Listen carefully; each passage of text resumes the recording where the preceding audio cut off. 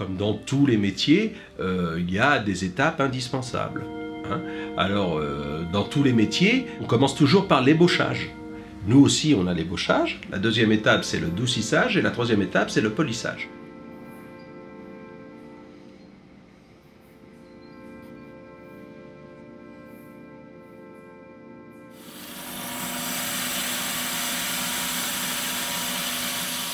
Nous, on va travailler par abrasion.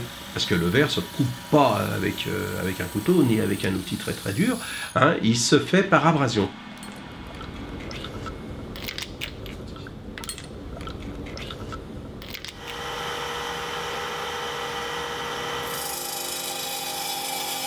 On va prendre des grains de diamant qui vont être mélangés avec un métal pour faire des scies, des trépans, et puis on va mouiller avec de l'eau et on va l'user comme ça en faisant des micro-cassures, et puis on va user le verre et on va faire donc soit des cubes, soit des cylindres, soit des coupes droites, tatata. Le gros problème, c'est que, comme je le dis souvent, ça stresse le verre. Pourquoi? Parce que l'abrasif n'étant pas libre, étant complètement enfermé, il ne peut pas tourner sur lui-même, et il donne donc du stress au verre. Hein, il donne des tensions au verre. Plusieurs façons d'enlever les tensions, c'est soit d'user notre verre sur des plateaux tournants et de mettre des abrasifs qu'on dit libres, comme du sable par exemple.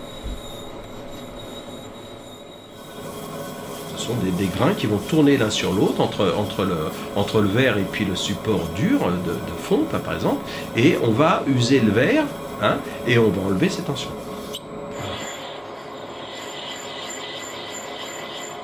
On va faire à peu près 5 microns de défaut de planéité ou de sphéricité, si tu veux. Et puis on va faire aussi des défauts angulaires qui seront de l'ordre de 1 à 2 minutes. Voilà.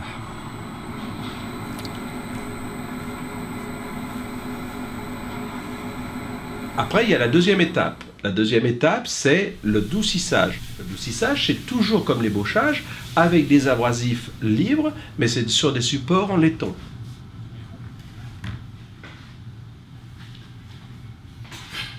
À l'ébauchage, on enlève à peu près au minimum 5/10 de matière.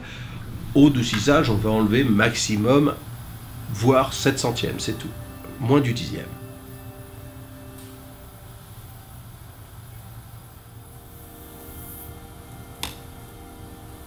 Et donc, on va arriver avec des abrasifs de plus en plus fins. On va commencer par des abrasifs qui font en gros 15 microns et on va finir par du 3 microns ou 1 micron, disons.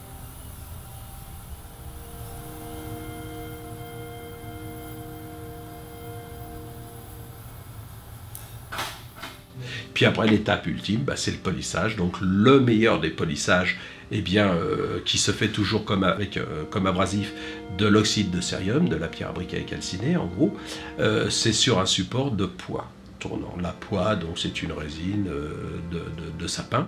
Et donc là, comme c'est une résine qui est thermodurcissable, eh bien on va pouvoir faire changer la forme de notre polissoir pour pouvoir changer la forme de cette pièce.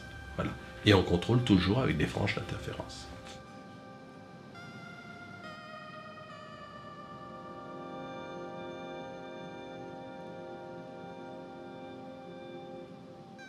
Un opticien ordinaire est capable de sentir 12 nanomètres. S'il y a une déformation de 12 nanomètres, il est capable de le sentir du bout des doigts.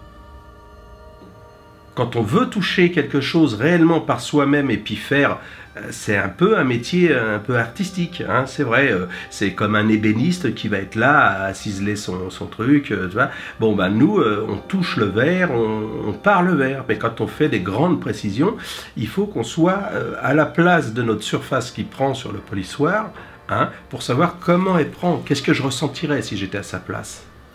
D'accord? Donc c'est réellement un métier manuel. Et c'est à force d'heures et d'heures passées sur le nez, sur ton polissoir, à t'enquiquiner et à suer comme c'est pas possible, qu'il y a un moment, tu te dis, ah bah tiens, là, ça, ah bah là, tu sens tout de suite la différence. Tu sens que c'est comme sur de la soie, ça prend super bien, tu vois ce que je veux te dire. Et là c'est toi qui as gagné, là, cette fois-ci. C'est toi qui as gagné par rapport au verre.